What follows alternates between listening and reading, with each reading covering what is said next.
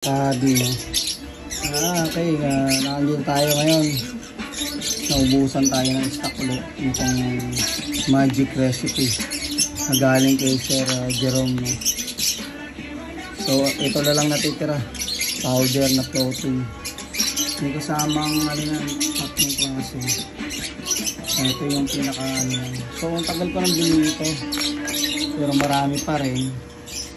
So, I'm happy, matipid. So, alternative ko na lang talaga live food. Pag may budget talaga, live food tayo. So, as for now, hindi naman natin sila kinakawawa sa pagkain. Kasi napaka-quality nung ating pagkain, guys. Lalo ito at yung isang sekreto natin.